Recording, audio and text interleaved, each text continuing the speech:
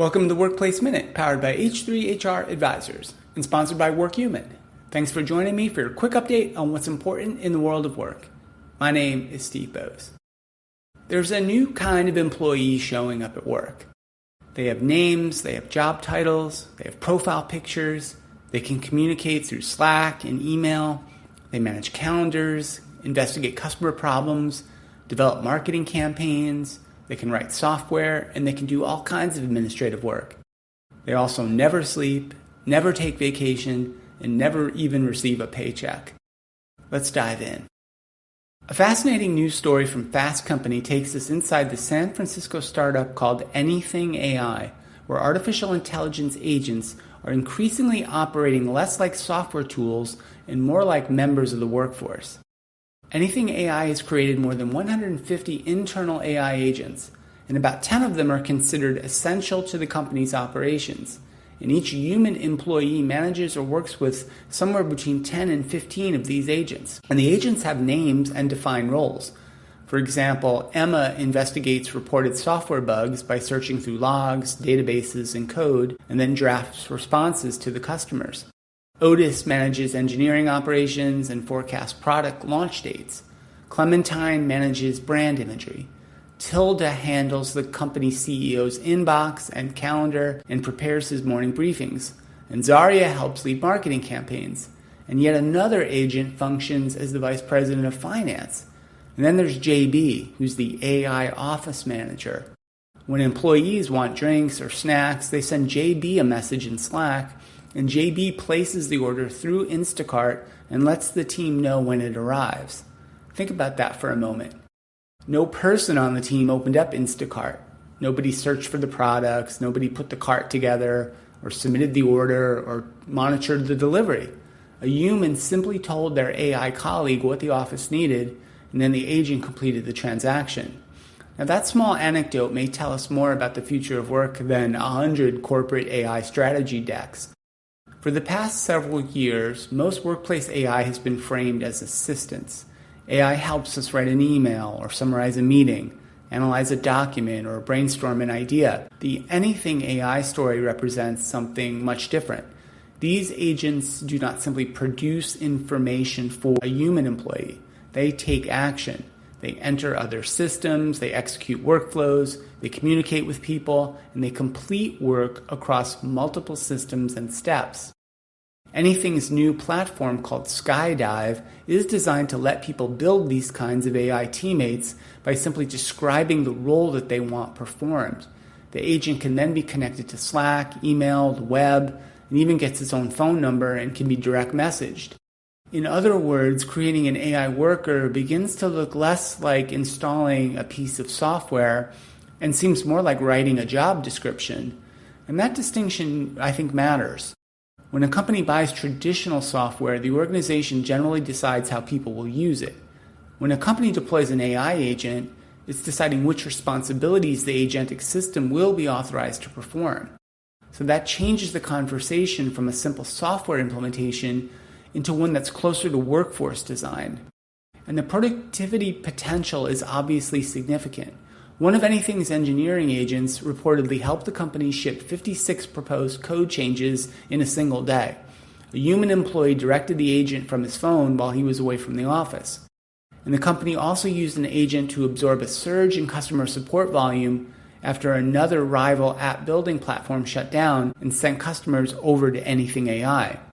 Instead of immediately adding support staff, an employee created Emma, the agent, connected the agent to the help desk, and gave it responsibility for answering questions and reporting bugs. And that example ports directly to one of the biggest workforce implications of agentic AI. When demand increases, the first organizational response may no longer be to hire another person, it may be to create another agent. And that changes the economics of headcount. It also changes the opportunity structure for human workers, especially people trying to enter the workforce. Anything's CEO told Fast Company that junior developer roles at the company are effectively becoming more senior. Agents can now perform much of the technical production and routine work that once gave junior employees their starting point. And as a result, the company expects a higher level of talent and skill from the people it hires. And for some, that's maybe an uncomfortable part of the story. We've often described entry-level work as somewhat repetitive, administrative, and suitable for automation. Yet those tasks are also how people learn as a new employee. Entry-level employees develop judgment by completing lower-risk assignments. They build institutional knowledge by handling routine work. And they usually only become senior employees because someone first gave them the opportunity to be junior employees. So if agents become so adept at absorbing the work at the bottom or the entry of the career ladder, organizations may raise productivity in the short term, but weaken the system that develops experienced human talent over the longer term. You can't keep hiring experienced workers forever if no one is creating the experiences that helps produce them. Now, that outcome will only play out over time, and of course it's not inevitable, but the possibility is still troubling.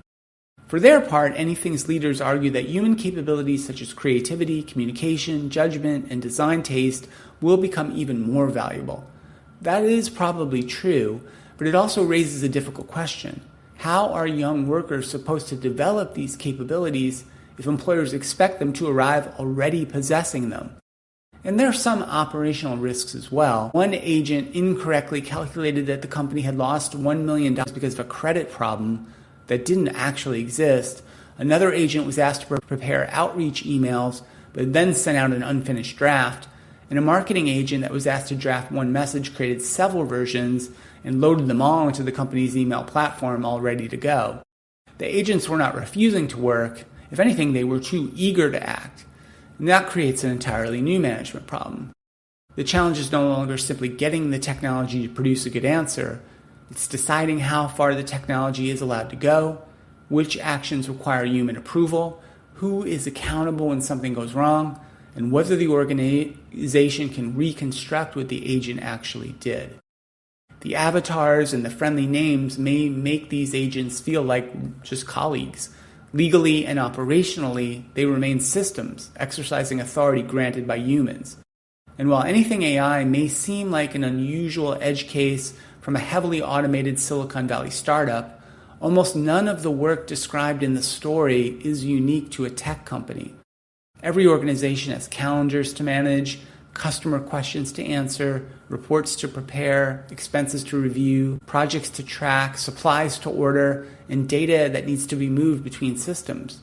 Once an agent can access email, messaging, company data, business applications, this same basic model can be deployed in a professional service firm, a retailer, in healthcare, for a manufacturer, really almost any kind of corporate office. The future may arrive through something as ordinary as a Slack or a Teams message. So I think that HR and business leaders need to get in front of this now. They need to understand where these agents are already performing work, what authority those agents possess, whose jobs are being redesigned, how the entry-level pathways will be preserved, and who is responsible for supervising a digital workforce. And they also need to decide what an organization owes its people when productivity gains come from transferring work to systems that never appear on the payroll. Because the biggest mistake leaders can make is treating AI agents as just another workplace tool. A tool waits for someone to use it. An agent gets an objective and then goes to work. And by the time the organizations realize those agents have changed who performs the work, how careers begin, and how decisions get made, the workforce may have already been redesigned around them. And that's important to consider. That's it for today's Workplace Minute. Thanks so much for listening. And a big thank you to WorkHuman for supporting the Workplace Minute. Be sure to subscribe to the HR Happy Hour Network on YouTube or wherever you get your podcasts. I'm Steve Boese, and this has been the Workplace Minute from H3 HR Advisors.